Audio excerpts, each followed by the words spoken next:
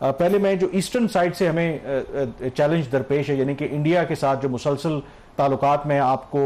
बेहतरी का तो कोई इम्कान नजर नहीं आ रहा, तनज़ुली की तरफ जा रहे हैं। बट मैं आगाज करना चाहूंगा, एक लेटेस्ट जो सिपरी की रिपोर्ट सामने आई है कि भारत को जाहिर है ये दुख तो है कि पिछले साल जो ऑपरेशन सिंदूर में उनको उस तरीके से कामयाबी नहीं मिली और जिस तरीके से पाकिस्तान ने रिस्पॉन्ड किया, तो सिपरी की रिपोर्ट के मुताबिक अब भारत जो है इवन पीस टाइम के दौरान जो अपने न्यूक्लियर वॉर हेड्स हैं उनको वो डिप्लॉय कर रहा है। तो इस डेवलपमेंट को आप कैसे देखते हैं एम्बेसडर मंसूर साहब? देखिए, जो मोदी गवर्नमेंट के आने के बाद जब 2014 में मोदी पावर में आए थे और बीजेपी और आरएसएस बैक ये गवर्नमेंट आई थी, तो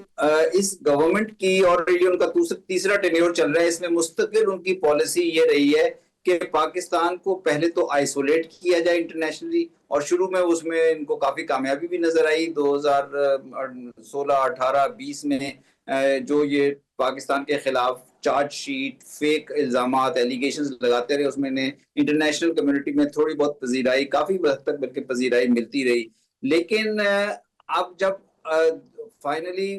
गुज़िश्ता साल जब ये पहलगाम हुआ और उसके बाद पहलगाम पे उनका नैरेटिव तस्लीम नहीं किया गया, और उसके बाद पाकिस्तान और भारत के दरमियान जो मिलिट्री एस्केलेशन हुई और जो झड़पें हुई, और उस मिलिट्री एस्केलेशन के नतीजे में पाकिस्तान को जो वाज़ेह तौर पर कामयाबी मिलती हुई नजर आई, उसको भी दुनिया में रिकॉग्नाइज किया गया। तो उसके बाद से मोदी गवर्नमेंट ने अपनी इस लाइन को चेंज करने की बजाय कि पाकिस्तान के साथ किसी किस्म के ताल्लुकात या डायलॉग की तरफ आए, उन्होंने पाकिस्तान को वीकन करने के लिए जो दूसरे हरबे हैं वो इस्तेमाल करने शुरू किए हैं। एक तो पानी का, पहलगाम होते ही अगले 2 दिन के अंदर इंडस वाटर ट्रीटी को हेल्ड इन अबेंस कर दिया था, सस्पेंड कर दिया था तमाम इंटरनेशनल लॉ और की नॉर्म्स के खिलाफ। फिर जो अफगानिस्तान या के साथ जो या पाकिस्तान अफगानिस्तान बॉर्डर के जरिए या बलूचिस्तान में या टीटीपी को जो सपोर्ट करने में जो इंडिया का किरदार रहा है, उसमें भी उन्होंने उसके बाद इजाफा किया काफी। और तीसरा फिर अब ये वो पाकिस्तान के ऊपर प्रेशर डालने के लिए, क्योंकि पाकिस्तान की भी एक के अंदर जो डेवलपमेंट्स हुई हैं रिसेंट मंथ्स में और वीक्स में, तो एक प्रेशर डालने के लिए उन्होंने एक स्ट्रेटेजिक फ्रंट पे एक ये मेजर लिया है। गो के इमीडिएट ऐसा कोई थ्रेट तो नहीं, और पाकिस्तान के अपना जो डेटरेंस है इसमें, वो न्यूक्लियर डेटरेंस वो बहुत स्ट्रॉन्ग है। लेकिन ये एक अनयूजुअल स्टेप है, ये एक स्टेप जो है थ्रेट भी है इंटरनेशनल पीस और स्टेबिलिटी के लिए, और इसको पाकिस्तान को। मंसूर साहब आपकी तरफ वापस आते हैं, मैं एम्बेसडर मंसूर साहब से पूछना चाहूंगा कि आपने पहले हवाला दिया था पानी का, इंडस वाटर ट्रीटी की अगर आप बात करें तो उसको अब क्लियरली भारत एक वेपन के तौर पर इस्तेमाल करना चाहता है। बट इंडिया के अंदर भी इसको लेकर के बहुत ज्यादा तो नहीं, लेकिन इंडिया की इस पॉलिसी पर तनकीद हो रही है। मसलन उनके एक वेल नोन डिफेंस एनालिस्ट हैं परवीन साने, उन्होंने ये कहा कि इसमें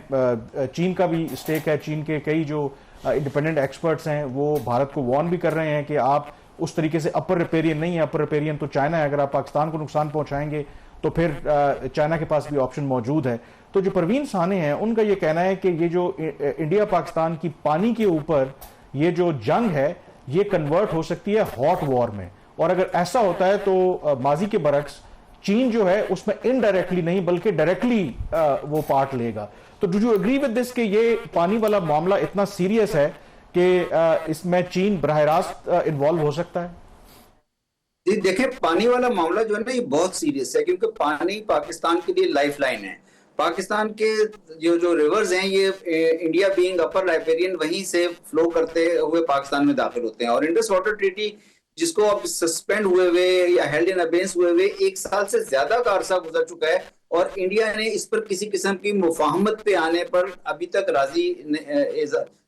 राजी होने का इजहार नहीं किया। तो ये एक मामला फिक्रिया है, और पाकिस्तान जो है वैसे डिप्लोमेटिक प्रेशर बढ़ा रहा है, पाकिस्तान इंटरनेशनल कम्युनिटी के साथ अवेयरनेस भी रेज कर रहा है, पाकिस्तान इस इशू को रेज कर रहा है तमाम फोरम्स में, पाकिस्तान लीगल और पॉलिटिकल मय्यज या डिप्लोमेटिक मय्यज ले रहा है। लेकिन मेरे ख्याल इससे आगे बढ़ के पाकिस्तान को इस मामले पे प्रेशर बढ़ाना होगा, क्योंकि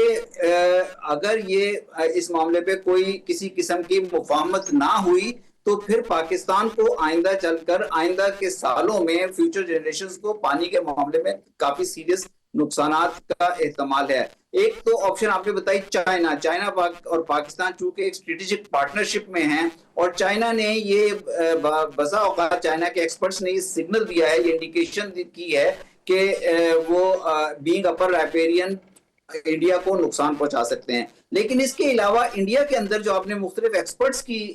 बात की है, और मेरे भी मुलाकात कुछ वाटर एक्सपर्ट से, वाटर सेक्टर के लोगों से मुख्तलिफ इंटरनेशनल फोरम पे होती रहती है, वहां पे भी ख्याल है कि इंडिया की हुकूमत को पाकिस्तान के हुकूमत के साथ किसी किस्म की अंडरस्टैंडिंग पे आना चाहिए, ताकि ये देखने के लिए कि चले अगर ट्रीटी में कुछ अमेंडमेंट्स, कुछ चेंजेस की जरूरत है तो किस तरह से की जाए। ट्रीटी के अंदर प्रोविजन है कि वो चेंजेस की जा सकती हैं, चाहे वो इकोलॉजिकल या एनवायरमेंटल मेजर्स हों या वाटर के दीगर मामलात हों, लेकिन उसमें इंडिया के अंदर से भी ये आवाजें उठ रही हैं। और मेरा ख्याल है कि अगर पाकिस्तान ये कोशिश करे कि पाकिस्तान के जो स्ट्रेटेजिक पार्टनर्स हैं चाइना के अलावा, पाकिस्तान ने फॉर एग्जांपल इस वक्त अमेरिका के साथ बड़ी मदद की है यूएस और ईरान के सिलसिले में, गो के वहां मुश्किलात भी हैं कि वो अभी तक जंग किसी खात्मे की तरफ नहीं जा रही, लेकिन पाकिस्तान अपने तमाम जो लेवरेजेस यूज करते हुए इंडिया के ऊपर इस वक्त मैक्सिमम प्रेशर डालना चाहिए कि ये जो इंडिया बैनुल अक़वामी लॉ की खिलाफ वर्जी कर रहा है, ये किसी सूरत भी पाकिस्तान के लिए एक्सेप्टेबल नहीं है। और वाटर के मामले में हम किसी किस्म का कॉम्प्रोमाइज इस तरह से करने के लिए या किसी किस्म की सबमिशन के लिए तैयार नहीं होंगे। एम्बेसडर मंसूर साहब, बिल्कुल मुझे याद है आप पाकिस्तान के एम्बेसडर थे जब ये अगस्त 2021 में तब्दीली वहां पर आई थी। 5 साल मुकम्मल होने को हैं। आपके लिए ये जो इस दौरान सारी डिटेरिएशन आई है पाकिस्तान और अफगानिस्तान के ताल्लुकात में, ये एक शौक है आपके लिए? जी देखें, जब 15 अगस्त 2021 को ये तब्दीली वहां पे आई थी तो उस वक्त एक बड़ी पाकिस्तान की एक्सपेक्टेशन थी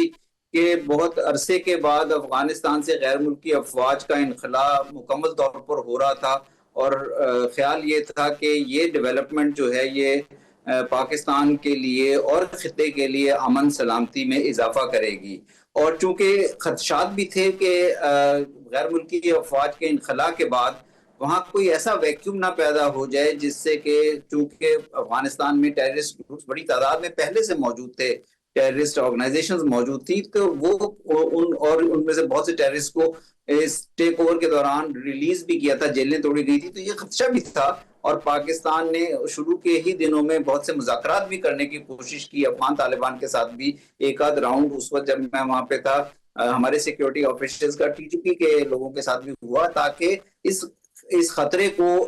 कंटेन करने की कोशिश की जाए। अब 5 साल गुजरने के बाद हमने देखा है कि क्रॉस बॉर्डर टेररिज्म का खतरा काफी हद तक मौजूद है। अफगान तालिबान ने अपना कंट्रोल इक़्तिदार पर अफगानिस्तान के ऊपर कायम किया हुआ है, और अब यहाँ पे गुज़िश्ता 1 साल से पाकिस्तान और अफगानिस्तान के दरमियान डिप्लोमेटिक चैनल्स भी बंद हैं, बॉर्डर भी बंद है, ट्रेड नहीं हो रही, और फिर मिलिट्री कन्फ्रंटेशन भी हो चुकी है। तो मेरा ख्याल है जैसे दफ्तर खारजा के तर्जुमान ने जो बिल्कुल अभी करंट पोजीशन बताई है, और वो ठीक है कि पाकिस्तान और अफगानिस्तान के दरमियान अभी तक ब्रेकिंग ऑफ आइस नहीं हुई है। अब हमें जो ये देखना पड़ेगा कि ये यहाँ से आगे जो है एक बहुत ही हमें एक होलिस्टिक व्यू लेना पड़ेगा। हमें पता है कि अफगानिस्तान के प्रोविंसेस और साथ ही 2600 किलोमीटर का बॉर्डर, और फिर पाकिस्तान में केपी और बलूचिस्तान जो प्रोविंसेस हैं वो टीटीपी और बीएलए की टेररिज्म से अफेक्ट भी हो रहे हैं, और फिर इनका कुछ गठजोड़ भी डेवलप हो रहा है। तो मेरा ख्याल है हमें अब एक मिलिट्री कन्फ्रंटेशन और मिलिट्री जो एक्सक्लूसिव मिलिट्री अप्रोच थी उससे कुछ रिजल्ट्स जो गेन हुए हैं, कुछ प्रेशर जो जनरेट हुआ है, आगे मेरा ख्याल है हमें एक ये ब्रेकिंग ऑफ आइस की तरफ कोशिश करनी चाहिए। डायरेक्ट कॉन्टेक्ट के जरिए भी हो सकती है, और अगर डायरेक्ट कॉन्टेक्ट इस वक्त काम ना कर रहे हों तो मेरा ख्याल है चूंकि वहां पे भारत इन्वॉल्व है बहुत ज्यादा इस इशू को हवा देने में, तो हमें हमारे जो इंटरमीडिएरीज हैं, फैसिलिटेटर्स हैं, लाइक चाइना या और कंट्रीज भी हैं जैसे टर्की है या सऊदी अरेबिया है या कतर है, इनके गुड ऑफिसेस को यूज करके किसी तरह से ये कोशिश होनी चाहिए, और अफगान तालिबान को भी मेरा ख्याल है ताउन की तरफ आना चाहिए, क्योंकि नुकसान दोनों ममालिक का हो रहा है और दोनों तरफ बसने वाले लोगों का हो रहा है। तो मेरा ख्याल है कि कोशिश यही होनी चाहिए किसी तरह राब्ते बहाल हो।